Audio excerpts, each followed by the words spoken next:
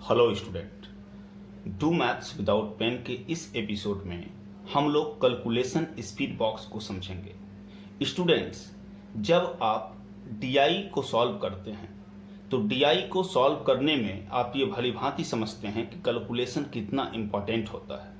खास करके banking examination और एमबीए एंट्रेंस के एग्जामिनेशंस में डीआई का बहुत ही इम्पोर्टेंट रोल होता है। तो आज हम लोग इस वीडियो में एक कैलकुलेशन स्पीड बॉक्स को सीखेंगे जो डीआई के क्वेश्चंस के लिए काफ़ी यूजफुल होगा, और इसके साथ ही अगर आप इसका नियमित प्रैक्टिस करेंगे तो यह आपके स्पीड को कई गुना बढ़ा देगा।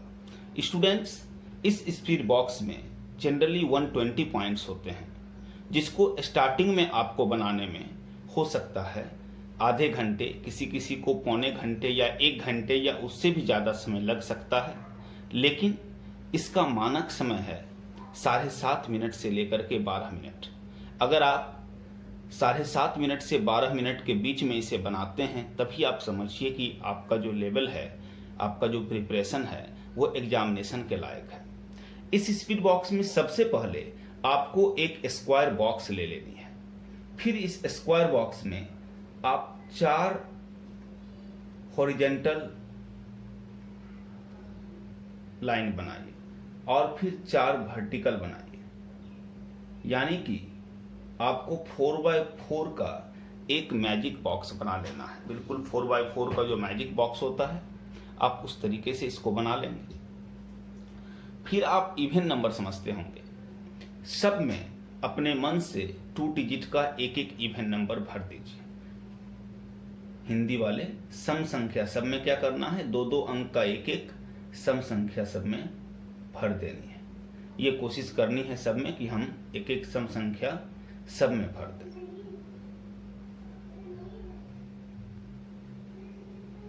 एक एक सब में ले लेते हैं। कुछ भी जो आपके मन में आता जाए आप इसको लेते जाइए। इसमें बहुत कुछ सोचने की बात नहीं होती है। कुछ भी जो आपके मन में आ गया वो आप ले लीजिए, जो भी आपके मन में आ रहा है।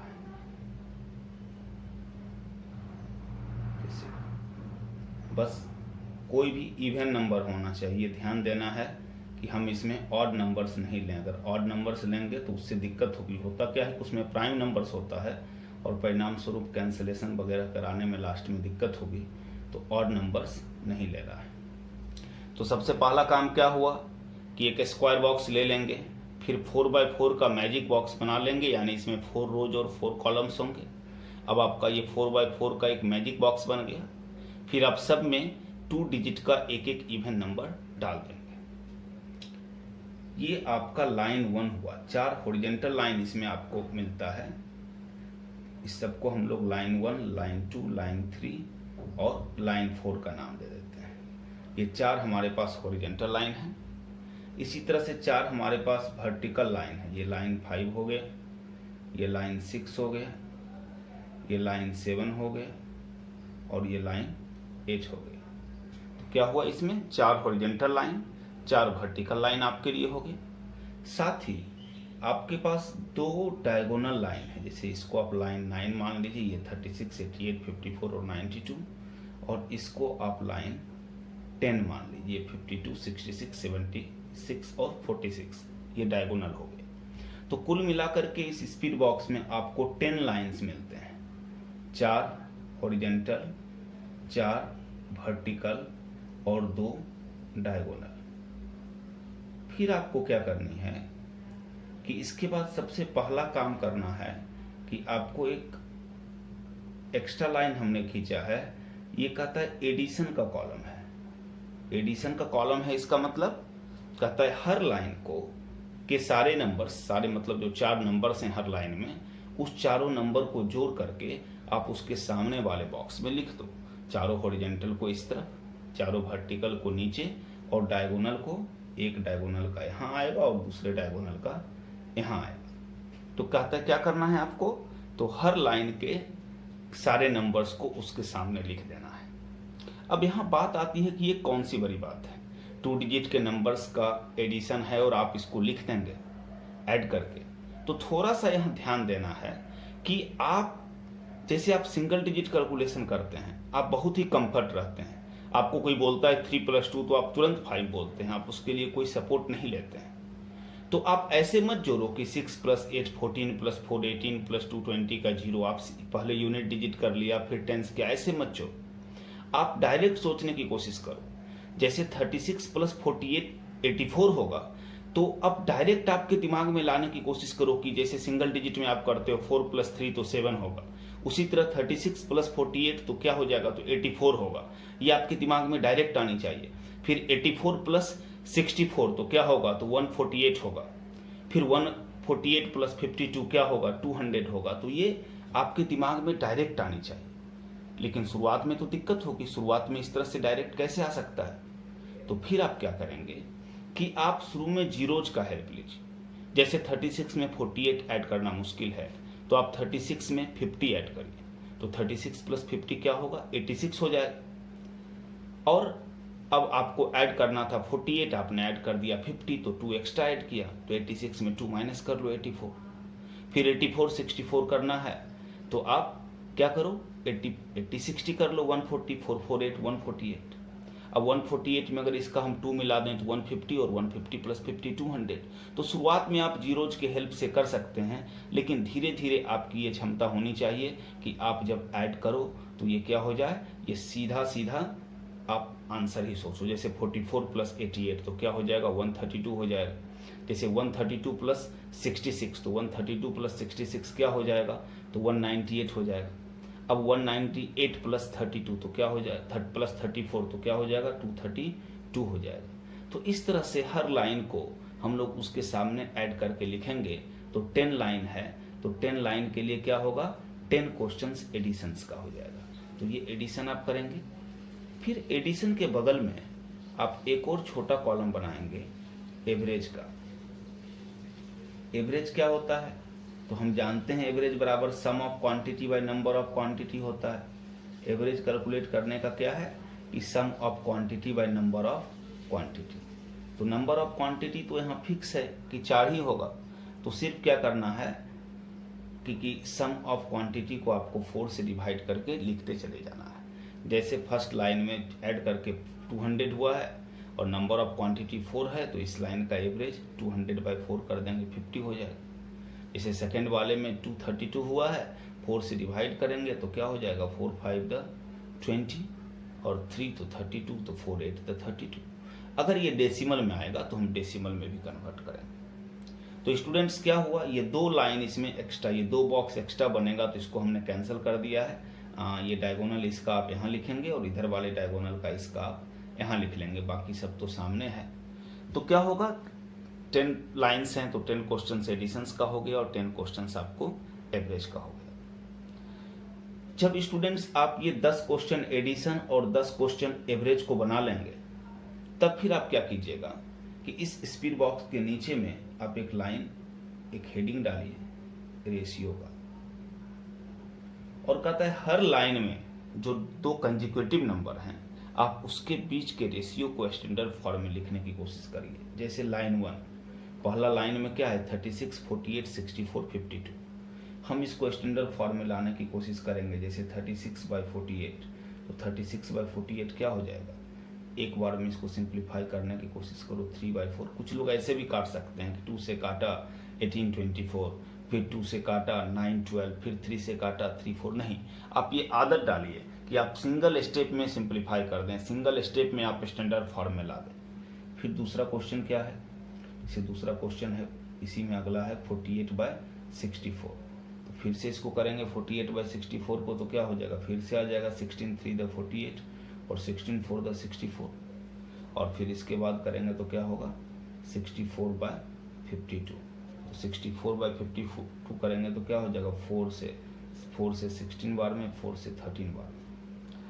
तो क्या करेंगे, इस तीनों हर 2 कंसेक्यूटिव नंबर का रेशियो निकालेंगे, यानी एक लाइन से 3 रेशियो निकलेगा, और फिर आप इसे असेंडिंग ऑर्डर में सजा लेंगे। जैसे यहाँ क्या हो जाएगा, ये 3/4, फिर अगला बराबर भी होगा 3/4 और लास्ट वाला बड़ा भी है।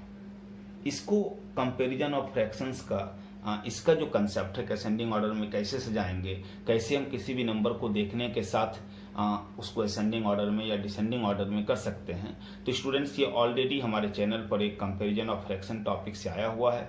इस वीडियो के डिस्क्रिप्शन में हम उसका लिंक डाल देंगे, ये कंसेप्ट आप वहाँ से देख लीजिएगा। लेकिन ये आपको करना है कि हर लाइन में हर दो कंजिक्यूटिव नंबर के बीच का रेशियो निकालना है और फिर उस रेशियो को असेंडिंग ऑर्डर में सजा देना है। फिर लाइन 1 के बाद क्या करेंगे तो लाइन 2 देंगे। फिर लाइन 2 में इतना ही काम करना है, 48/88, 48/88 क्या हो गया तो 1/2 हो गया। फिर क्या करना है तो 88/66, तो 88/66 क्या हो गया 4/3 हो गया। फिर क्या करना है 66/34, तो 66/34 करेंगे तो क्या हो जाएगा तो ये हो जाएगा 33/70। फिर हम इसको असेंडिंग ऑर्डर में सजाएंगे संयोग से। फिर इस बार ये ऑलरेडी असेंडिंग ऑर्डर में ही सजा हुआ है, 1/2 से बड़ा होगा 4/3 और इससे बड़ा होगा 33/70। लेकिन ये जरूरी नहीं कि जिस ऑर्डर में है हमेशा इसी में आएगा, ये आपको कैलकुलेट करना पड़ेगा। कैसे कैलकुलेट करेंगे तो इसका कैसे देखने के साथ हम समझ जाएंगे, तो इसके लिए हमने आपको बतलाया कंपैरिजन ऑफ फ्रैक्शन नाम से ऑलरेडी एक वीडियो है, उसका लिंक हम इसके डिस्क्रिप्शन में डाल देंगे, आप वहाँ से इसको समझ लीजिएगा। तो स्टूडेंट जैसे हमने लाइन 1 का किया, लाइन 2 का किया, इसी तरह से लाइन 3, लाइन 4, लाइन 5, लाइन 6 ये करते हुए क्या करना है सारे लाइन्स का हमको लाइन 10 तक ये करना है, यानी 10 लाइन और हर लाइन में 3 पॉइंट रेशियो कैलकुलेशन करने का यानी 30 पॉइंट, और एक एक ये असेंडिंग ऑर्डर में ले जाने का तो 10 पॉइंट्स, और वहाँ से यानी टोटल 40 पॉइंट क्वेश्चन यहाँ से आपका बनेगा रेशियो से। तो ये आप क्या करेंगे लाइन 2 पे नहीं छोड़ेंगे, फिर लाइन 3 का करेंगे, लाइन 4 का करेंगे, लाइन 5, 6, 7, 8, 9, 10, ये 10 लाइन का आप ये रेशियो निकालेंगे और उसको फिर हर लाइन को असेंडिंग ऑर्डर में अरेंज करेंगे। तो 10 लाइन से 3 पॉइंट रेशियो का और 10 क्वेश्चन असेंडिंग ऑर्डर अरेंजमेंट का।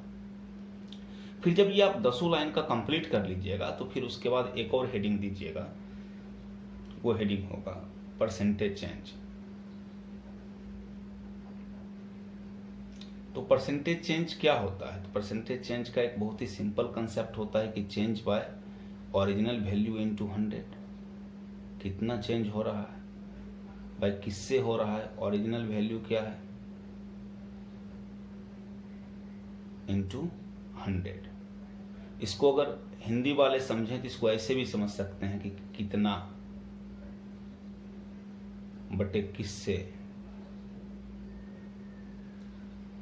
गुना 100, कितना चेंज हुआ है बटे किससे चेंज हुआ है गुना 100।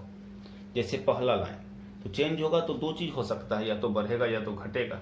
तो जब भी बढ़ेगा तो उसको हम लिखेंगे m%, m% मतलब मोर परसेंट, कितना बढ़ रहा है। जब भी घटेगा तो हम लिखेंगे उसको l%, l% मतलब लेस परसेंट, कितना घट रहा है। तो जैसे लाइन 1, तो लाइन 1 में क्या हो जाएगा 36 से 48, हर दो कंजिक्यूटिव नंबर का देखेंगे, बढ़ रहा है तो लिखेंगे m%, कितना बढ़ रहा है तो 36 से 48 डिफरेंस निकालेंगे 12 बढ़ रहा है, बाय किससे बढ़ रहा है तो 36 से बढ़ रहा है इंटू 100। इसको हम सॉल्व कर लेंगे, क्या हो गया 100/3% हो गया। फिर निकालेंगे 48 से 64, तो फिर बढ़ रहा है मोर परसेंट, कितना बढ़ रहा है तो 16 बढ़ रहा है, किससे बढ़ रहा है 48 से बढ़ रहा है, फिर इंटू 100, फिर ये हो गया क्या 100/3%।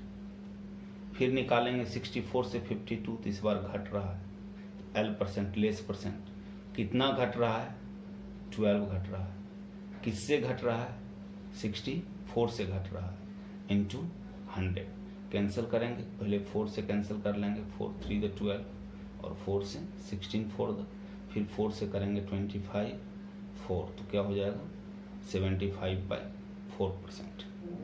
तो इसी तरह से जैसे लाइन 1 में हम लोग 3 निकाले, जब भी हर दो कंजिक्यूटिव के बीच का परसेंटेज चेंज टीआई में बहुत इंपॉर्टेंट होता है इसका, तो क्या करेंगे कि अगर बढ़ता रहेगा तो m% से और घटता रहेगा तो l% से कैलकुलेट कर लेंगे। फिर जैसे लाइन 1 का आपने किया उसी तरीके से आप क्या करेंगे तो आप करेंगे line 2, line 3, line 4, line 5, line 6, यानी लाइन 10 तक।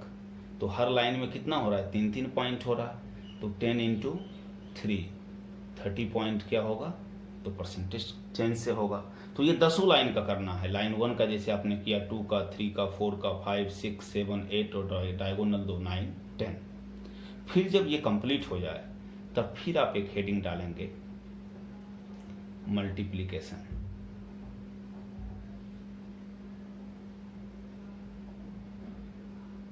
और फिर उसी तरह से हर लाइन का, जैसे पहला लाइन क्या है तो 36 इंटू 48 है, तो आप 36 इंटू 48 को मल्टीप्लाई करके लिखिए, क्या होगा 8 6 तो 48 का 8 बच गया 4, अंदर अंदर 6 4 तो 24 प्लस 4 तो 28, 8 3 द 24, 28 प्लस 24 52 का 2 बच गया 5, 4 3 द 12 प्लस 5 17।